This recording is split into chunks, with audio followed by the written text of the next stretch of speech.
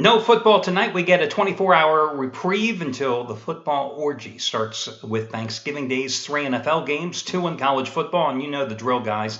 The next few days, we've got lots of football as the regular season of college football is really coming to a close, and the NFL regular season winding down, entering its final month. Unfortunately, we're going to end the football weekend with that awful game on Monday night involving the Jets. But hey, you can't have everything. Hi, everyone. Al DeMarco here. This is going to be your Wednesday video report. Listen, at the top, let me just wish you a happy Thanksgiving to you and your family out there in case you're not around tomorrow. By the way, just a little gambling advice here. If betting football on Thursday, tomorrow, is going to affect how you live your day on Thanksgiving, don't bet. Don't do it. Take a day off. Seriously. Enjoy the time with your family and your friends. Enjoy your Thanksgiving meal. Eat like a pig. Stuff yourself with that turkey instead of you stuffing the turkey. It's okay. Gamble if you want. Watch football if you want, but only if it doesn't affect your life tomorrow. That's really the key to life. Hey, listen, yesterday I hit 2 out of 3 in college basketball with the free picks, and I've got 2 more free selections coming up in just a moment. Going to take a look at the Maui Invitational consolation game between Kansas State and Pittsburgh, and also going to take a look at a game between NC State and Richmond. They're both on the nighttime card. That's coming up in just a moment. Let me just take a step back, though, here for just a second. You know, last night we did have a football game. Now, it wasn't a football game as far as I'm concerned because it's a Mid-American Conference, and as you know, I am not a Mid-American Conference fan. I rarely, if ever, dip my toes into the MAC. But anyway, you had a game last night where you had Ohio at Miami of Ohio, and Ohio was a 3-point favorite.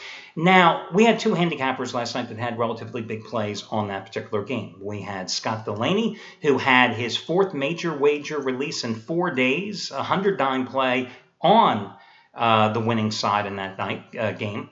And then we had Trace Adams, who had a big play on the game as well. But Trace Adams only walked away with a push, you'll see here. The difference, Scott Delaney bought the half point. Trace Adams didn't. Now listen, I don't dictate to the handicappers what they can do. Oh, I give them guidelines. I tell them they've got to be up by 9 o'clock Eastern time on weekends, by 2 p.m. Eastern time generally on weekdays, blah, blah, blah.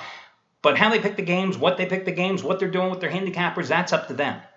But just like so many gamblers out there, handicappers are diverse. You know, nobody is in sync. Scott Delaney, like myself, like Chris Jordan, like Steve Budin, a former bookmaker, like Brian Rosica, a former bookmaker. These are guys that believe in buying the half point. And as you know, I'm a big proponent in buying the half point either up or down, depending on whether you're in the favorite or the underdog, when that line crosses 3, 4, 7, and sometimes 10. Because that strategy has made me more money and saved me more money than anything else I've done in my 20 years in doing this, guys. And even longer than that when I consider I was gambling long before I got into this business, to be honest with you. Hell, I was gambling. Well, we don't want to talk about when I started gambling, okay? But it really does. And it makes perfect sense. And I realize a lot of you out there are saying, oh, wow, you know, it costs me extra money. I can't do it. Listen, if you're playing 22 games on a Saturday, yeah, you're foolish for buying the extra half point, okay? But if you're only focusing on one game as your key play, why wouldn't you? Why wouldn't you want to edge the odds in your favor a little bit? I mean, don't you see enough games end on 3, 4, 7, and 10? My God, what are you thinking of, right? And some of you will say, oh, but it costs me so much extra money. Really? Does it? How many of you guys out there bet baseball? Okay. You have a problem betting a 115 favorite? Probably not. Do you have a problem betting a 130 or 135 favorite? Probably not. Is there any difference then between buying the half point in football instead of laying 110? Maybe you're laying 125 or 130? Absolutely not. There is no difference. And remember, it only comes into play if you lose. But again, I have turned more losers into pushes and more pushes into wins by buying that half point. And that's what Delaney did last night. That's what Trace Adams didn't do last night. Now listen, just because a handicapper does or doesn't advise you to do the 3-point, to buy the half point, depending on where the number crosses, doesn't mean you have to listen to them chapter and verse. You're big boys out there. Matter of fact, a lot of you are women out there. By the way, do you know at our sites, about 10% of the customers overall are women? Did that surprise you? Women out there, give yourself a hand. Probably winning more than the men anyway. So, again, it's all really up to you. So let's get going here. Scott Delaney, I couldn't go any further without talking about him. You know, Scott and I, we're going to be breaking bread tomorrow on Thanksgiving. Today, he has his 5th max win. For those of you that haven't watched my videos over the years, you're going, what the hell is he talking about? But again, tight. Today, fifth max wager play in 5 days, one and only 100-dime college non-conference game of the year. This time it's in college basketball, 9:30 Eastern time tip-off, Florida and Georgetown. You're going to save $77. You're going to get it for $22 by using the coupon code SCOTT, just like you got his winner in football last night on Ohio for $22, just like you got his 100-dime winner. That was a 100-dime winner last night as well, just like you got his 100-dime winner on Texas Tech over Iowa State on Saturday for $22. And, of course, in between, he hit the 100-dime Monday night total of the year with the Bills and Jets under, which you got for $14, and hit his third ever 200-dime NFL play in 11-plus years in this business with the Colts over Jacksonville, and you got that at over half price off on Sunday as well. So here's the deal. You get it for $22 by using coupon code SCOTT. Keep in mind, $10 bettors with 50-dime plays or higher from Scott Delaney in all sports combined over the past 3 years have made $44,160, which is a testament to the fact that his higher rated plays consistently win.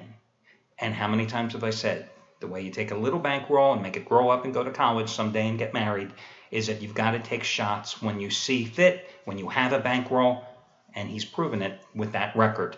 Okay, let's move on. Jeff Benton, congratulations to him.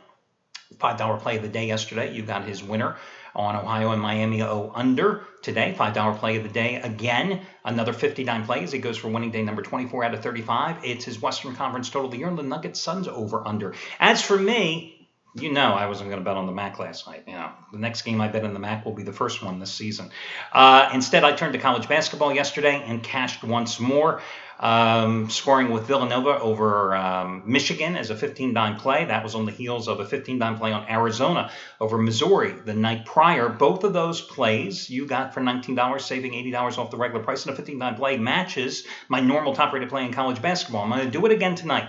15-dime preseason tournament title lock of the year. The championship game of the Maui Invitational goes at 10 o'clock Eastern time. It's a late-night game. It's San Diego State and Arizona. Now, I went with Arizona 2 nights ago as a best bet. But last night, I gave you a free play on San Diego State, and they pulverized Pittsburgh. You get the play, which is just as strong as last night's winner on Villanova, just as strong as Monday's on Arizona, just as strong as Sunday's NFL winner on the Eagles for $19 again. And save $80 by using the coupon code AL19. My first name, Al, A-L, and the number 19 with no space between them. Let's talk about your complimentary plays. In the Maui Invitational, one of the consolation games, you got Kansas State at 4.5 to 5-point favorite over Pittsburgh. For the same reasons I went against the Pitt Panthers yesterday, well, I'm going to go against them today. This is a tired team. Think about it. Pittsburgh went to Hawaii early before the Maui Invitational and took on Hawaii on Friday night. Lost the game. Okay? Then they opened up this tournament, the Maui Invitational, with a rout of Chaminade, a Division II cupcake, okay, the host team in the school.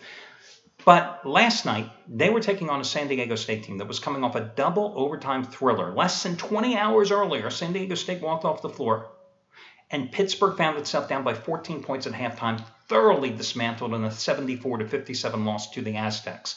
A game in which Pittsburgh shot just 37.7% from the field, committed 17 turnovers, had 10 shots blocked in the game, okay? They got outscored in the paint by 18 points. Now, Kansas State last night, I watched the game, took on Arizona, and they gave number 3 Arizona all it could handle. I mean, the Battle of the Wildcats, that one came down to the final seconds, and the outcome was always in doubt. So many will say, well, Kansas State is due for a little bit of a letdown here. They're playing their 3rd game in 3 days. I counter in saying Pittsburgh is playing its 4th game in 5 days. Its 3rd game in 3 days. This is a Pittsburgh team that last night couldn't even compete in the first half against a team who was coming off a double overtime game the night prior. The Wildcats are more athletic. They have more size. They have more length. Just like San Diego State and the Aztecs gave the Panthers so many problems last night. This is a young Jamie Dixon coach team. They're going to get better. Kansas State, coached by Bruce Weber, not one of my favorite coaches in college basketball, but I do like K-State in this one. NC State is the other play tonight, minus the 5 points at home against Richmond. You know, the Wolfpack off to a surprising 4-0 start, and I say surprising when you take away the ACC scoring leader a year ago, T.J. Warren, who graduated, then was plucked in the first round of the draft, I think, by the Phoenix Suns. That is a surprise, but They haven't exactly taken on a world-class schedule. You know, Jackson State, Hofstra, Jacksonville, South Florida, that's all that they played so far. But then again, neither of the Spiders played anybody good. They beat Radford and High Point at home, lost to Old Dominion. That was their other game. Size issues are going to plague Richmond here tonight. You know, Richmond's backcourt goes 5'8" and 5'10". Gee, I could play in their backcourt. NC State's backcourt, they go 6'2", 6'3". The best big man for Richmond, he's 6'9", 235, right? Good scorer. The best big man for NC State, he's 6'9" as well, 295. Wingspan of 7'9". Already has 19 blocks and 4 shots. I think NC State's going to take this game here. I don't think it's going to be a blowout, but I can see them winning it by 7 or 8 points. So NC State is your other free pick to go with Kansas State. That'll do it, guys. And I will talk to you again tomorrow when we do this one more time for Thanksgiving.